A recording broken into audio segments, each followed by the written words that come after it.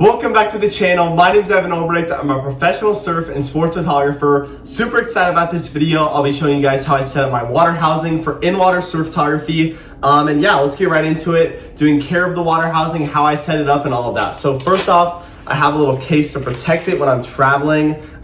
They sell this, it's pretty cheap. And then you kind of just take it off right here. Protects really the controls in the back is what I'm most worried about when I am traveling. So I'll show you right here. In the back of this housing is all of the controls right here. So these are obviously super important and super expensive. So definitely want to make sure that these are protected. So definitely if you have a housing, get one of these, then have one of these as well to protect this. And I also have one to protect my actual lens port because these are super expensive as well and get scratched super easily. So you definitely want one of these.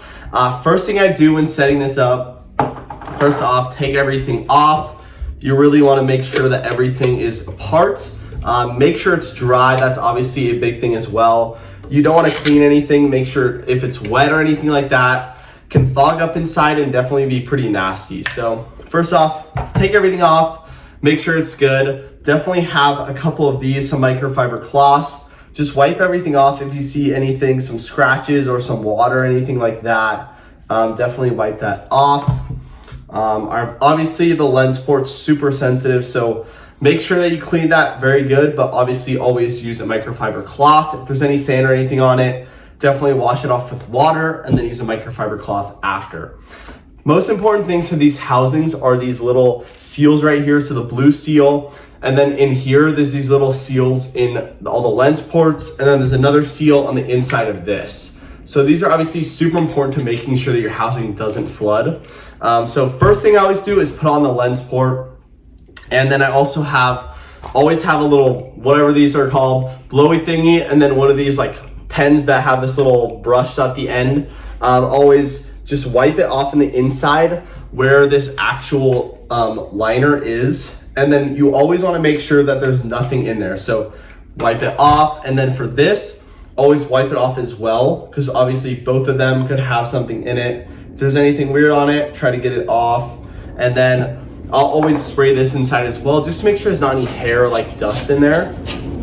And then you just go, boop, and then this thing just slides on. Make sure it's on all the way, and then boom, it's good. And then once it's on, I always put the lens cover back on, make sure you don't scratch it. Then I flip it over. Time for the camera to go in. Have my R5 right here, which is what I always shoot on. So always make sure the R5 is good. Make sure your camera settings are all good. So first off, I'll make sure it's in the correct mode that it's in. And then always make sure that this lens or this screen is always on. So you don't want to have it on this screen or else you obviously can't see that well if it's in your housing. So I always put it on the back screen, and then I always make sure that my set button can switch back and forth between these two. But at first, always set it to just the back screen right here, or else you'll never be able to see anything. If it's just set to here, you'll always have to have your eye up to this, which if there's big waves like I just shot at the wedge, I only use this one because I didn't want to have the housing right in my eye, or else obviously you can get like knocked out, you can like do a lot of bad stuff. Don't want to have happen, so make sure to be safe with that. Then I plug this in, make sure this is all good. Let's see right here. Boom. And then you just slide it in. Boom, right there. You can hear it trying to focus. Right here. Boom. Then what I'll do is I'll take the brush to this as well. Always make sure that these are very clean. Definitely some sand in here from shooting at the wedge, so definitely want to be extra careful. And then I'll brush this off as well. Then obviously you want to make sure that this is all good because it sits against this. So make sure that this is all clean. Boom, right here. And then I usually have these little dry packs that I have in a bag. I got them on Amazon for like a couple bucks, like a silica gel that are in some like stuff. Maybe like dried food and stuff, just to make sure that it keeps dry. So usually I'll put 2 of these down in the bottom so that if there's any moisture or anything like that, obviously it doesn't ruin the shot, ruin the session, because that can happen and has happened to me before, but actually hasn't happened since I put these in. So definitely want to make sure you have those ready. Then you just put this down and then make sure that these little things are out enough. And then for these as well, for like gear care, you can get a little Aquatech housing, little gear care kit, and they have some grease to oil these, which are super nice. I do that every couple weeks. Then just some other tools and stuff for the housing if you need. There's a bunch of heads for this, stuff like that, just little small things to help you with the housing. Then once you make sure everything is good, you obviously latch it back in. Let's see, boom. Push that down. Oh. And this thing is fully locked in. So all good there. I'll take this off. I always test shoot before I get in the water, because once you're in the water, obviously you can't open it. So always test shoot. So let's see. Boom, right here. Perfect.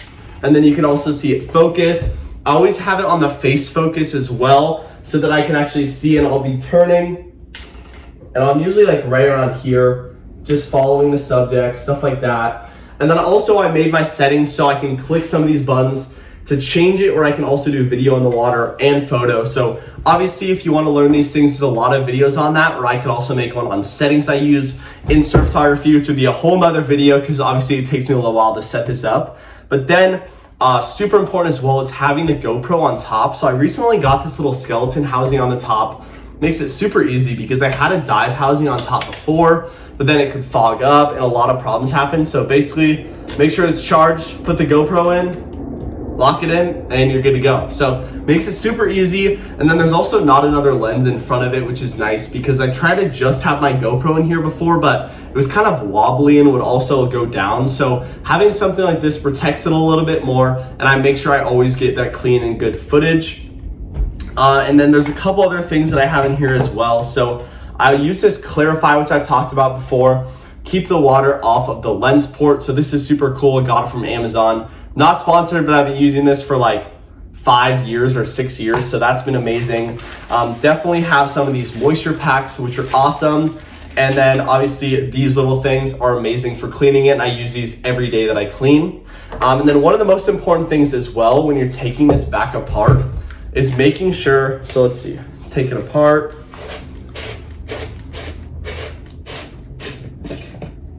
So right here, make sure that all of this stuff in this little crevice right here is nice and clean. And you can see in here, just on this little lining in here, that it can definitely get dirty pretty quick. So obviously always be making sure that you're getting everything out of there, just to make sure that it's protected. You're not gonna damage it or anything like that, which is super essential to having your housing last a while, because I had my other housing last like 5 years, used it all the time.